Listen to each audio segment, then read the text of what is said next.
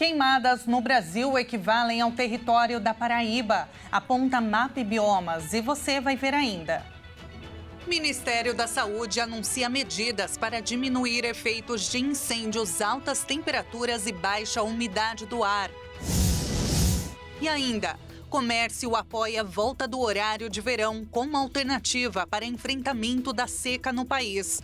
Essas e outras notícias você confere a partir de agora. Olá, bom dia. Seja muito bem-vindo ao Redação Hit, edição manhã. Agora são 11 horas e 36 minutos e nós chegamos ao vivo para te manter muito bem informado com as principais notícias. Hoje é quinta-feira, 12 de setembro.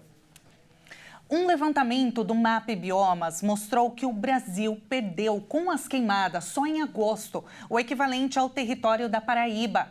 A área total queimada passa de 5,5 milhões de hectares. O Brasil perdeu a área correspondente a um território da Paraíba em queimadas só no mês passado. Os dados são do Monitor do Fogo, criado em 2019, e que mostra que o país nunca tinha tido um cenário tão grave quanto o registrado no último mês.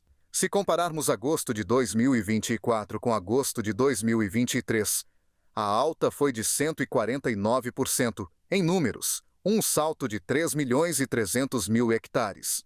1 a cada 4 deles estão em áreas de pastagens, usadas para a pecuária.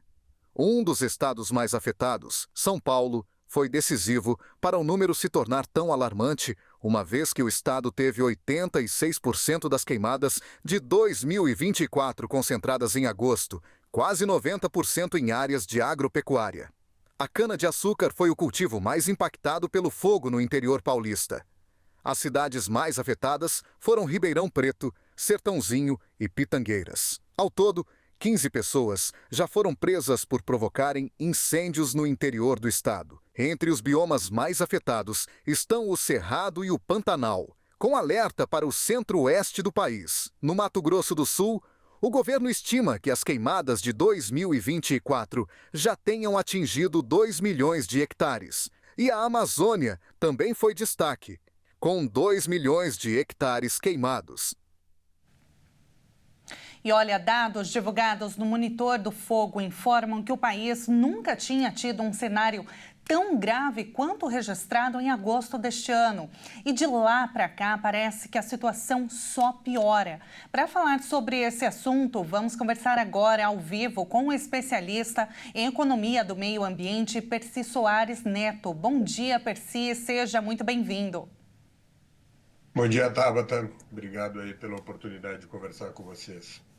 A primeira pergunta que eu quero te fazer é como explicar o que está acontecendo no país. A gente tem visto incêndios florestais, queimadas, muitas delas até criminosas, né? Principalmente no interior de São Paulo, onde 15 pessoas já foram presas, e ainda tem as condições climáticas que vem mudando, né, nos últimos anos. A que se deve tudo isso que a gente está vendo agora? Acho que está claro, acho que claro para todo mundo que existe uma mudança no comportamento. Eu acho que sempre teve períodos de estiagem, principalmente no centro-oeste, muito longo, mas esse agravamento, né, essa intensificação desse período de estiagem, associado a práticas do agro não sustentáveis, né, o uso de queimada para limpar as áreas, fizeram uma combinação muito perigosa, né? Eu acho que esse ano, particularmente, a gente está vivendo um extremo disso, que é a situação que a gente vem enfrentando em grande parte do país, né? É o Cerrado, é a Amazônia, Pantanal, quer dizer, 3 biomas super importantes sendo impactados por isso. Então, realmente, isso demanda e requer uma atenção muito particular. Tem que coibir aquilo que é queimada ilegal, queimada praticada pelos homens, pelo pessoal da agricultura, mas tem toda uma agenda aí de contenção e de mitigação e de adaptação à mudança do clima que precisa ser iniciada de uma forma mais efetiva. o quanto antes, né? Agora, essas mudanças climáticas não são de agora que se fala, né? Os especialistas já alertavam essa situação anos atrás. Na sua avaliação, as medidas que estão sendo tomadas neste momento, elas vão resolver a situação ou ainda estão deixando muito a desejar? Claro, Tabata, que toda a agenda climática ficou muito focada na parte de redução das emissões, né? E a adaptação à mudança do clima, que é uma agenda super importante, sempre teve uma atenção marginal nessas discussões. Eu acho que o que denota, né, que não é tirar ênfase da questão de redução de emissões da parte da discussão climática, mas é importante olhar com atenção muito firme a parte de adaptação. Essa parte de adaptação, sempre relegada a um segundo plano na discussão climática, precisa vir à tona. Quer dizer, a gente precisa falar seriamente sobre adaptação, a gente precisa se preparar cada vez mais para esses extremos climáticos, para reduzir o impacto desses extremos na sociedade. A gente, meses atrás, estava falando de uma chuva que não parava no Rio Grande do Sul, tanto que o estado ficou debaixo d'água, e agora a gente está falando do oposto, né? Uma seca extrema. Então, são situações realmente, assim, gravíssimas, e parece que os governos, muda o governo, entra governo, e ninguém está preparado para isso, ou não se dispõe a realmente colocar em prática todas as mudanças que precisam, né? Até porque isso vai impactar economicamente. A gente precisa abrir mão de algo para que o futuro da próxima geração não seja ameaçado, né? Esse é o princípio básico, né, Tabata, quando a gente vai estudar economia e meio ambiente. Quer dizer, a gente está vendo claramente aquilo que os estudos já mostravam desde a década de 80, 90, que há que ter uma preocupação ambiental não somente pela questão ética, mas também pela questão econômica. Quer dizer, o descaso com a questão ambiental tem cobrado a sua conta dentro da economia, né? E na questão climática muito mais.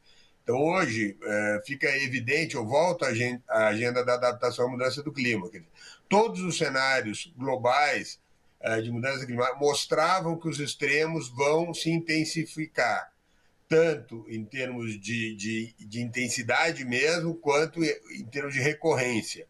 Então, tínhamos informações que já nos mostravam isso. Precisamos usar essas informações para nos preparar. Não adianta um decisor político entender que a recorrência disso pode ser mais longa que usado no governo seguinte e não fazer, e não tomar as medidas. O caso do Rio Grande do Sul é óbvio. Quer dizer, isso foi sendo empurrado de um mandato a outro mandato até o dia que aconteceu. Os extremos de seca agora também. Então, é importante que a gente fuja do calendário eleitoral para ter uma preocupação mais estruturante com essas medidas de adaptação à mudança do clima e nos preparar mesmo para esses extremos climáticos que serão cada vez mais recorrentes. Com certeza. Olha, Percy, muito obrigada pela entrevista, por trazer aqui a sua análise. Realmente é muito importante para que a gente se desdobre, né, a entender melhor esse assunto, porque realmente a gente está falando do futuro do país, e não só do país, mas do mundo todo. Obrigada, foi um prazer falar contigo. Obrigado, Tabata. Eu acho que agora é hora de cobrar dos candidatos esse tipo de postura. Com certeza. Nós acabamos de conversar com o especialista em economia do meio ambiente, Percy Soares Neto.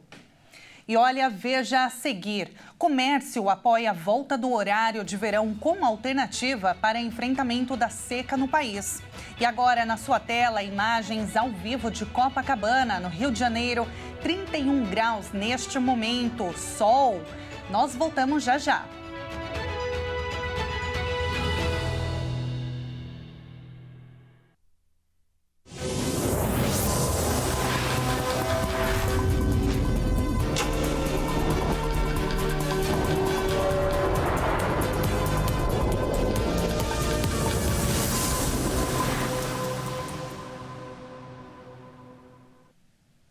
E nós estamos de volta a 11 horas e 46 minutos pelo horário de Brasília.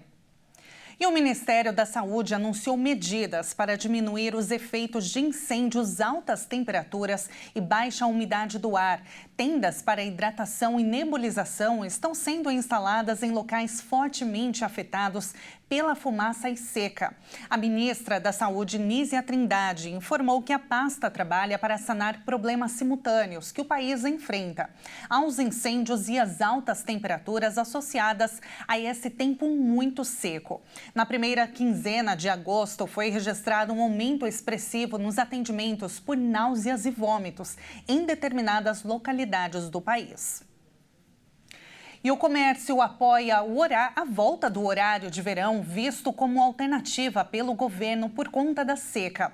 Mas pesquisas revelaram que a mudança pode trazer consequências à saúde e ao bem-estar da população. Em meio ao cenário de estiagem que afeta o país, o governo avalia a volta do horário de verão, extinto desde 2019. A medida poderia trazer benefícios ao aliviar a pressão sobre o setor elétrico. A hipótese de retomada da medida já foi defendida pelo vice-presidente Geraldo Alckmin e pelo ministro de Minas e Energia, Alexandre Silveira. Mas ainda está em análise para pesar os prós e contras da mudança. Quando o horário de verão chegou ao fim, a avaliação era de que a alteração não cumpria mais o propósito, já que os hábitos de consumo de energia dos brasileiros mudaram. No horário de verão, os relógios são adiantados em 1 hora para reduzir o consumo de energia elétrica, especialmente nos horários de pico. Um dos intuitos era aproveitar mais a luz do dia. A economia de energia com a medida, em 2013, foi de R$ 405 milhões. Mas 3 anos depois, caiu para 160 milhões. Entidades ligadas aos setores de comércio e turismo veem vantagens econômicas com o horário de verão. Como 1 hora a mais de luminosidade natural, as pessoas tendem a aproveitar mais tempo nos estabelecimentos. Um argumento usado contra o horário de verão é a interferência no relógio biológico das pessoas. Um estudo feito no Brasil pelo Instituto de Psicologia da Universidade de São Paulo concluiu que o corpo humano precisa de ao menos 14 dias para se adaptar ao novo horário. Não tá fácil não, né? Mas olha, mudando de assunto agora para encerrar o Redação Hit desta manhã, nós vamos agora com uma câmera ao vivo de Lima, capital do Peru. Saindo dos nossos estúdios Hit em São Paulo, vamos para a capital peruana, aqui na América do Sul. E você vai conferir agora na imagem o movimento da cidade no bairro chamado Miraflores. É uma cidade moderna que combina muitas tradições dos antigos índios. É realmente muito bonita. Em suas ruas tem arranha-céus feitos de vidro e concreto que ficam bem ao lado de cabanas de madeira, para fazer aquele contraste bem legal. Por lá são 9 horas da manhã, 9h50. Estamos 2 horas à frente deles. E com essas imagens encerramos esta edição. Muito obrigada pela sua companhia. Uma excelente quinta-feira para você e a gente se encontra ao longo da programação. Até mais!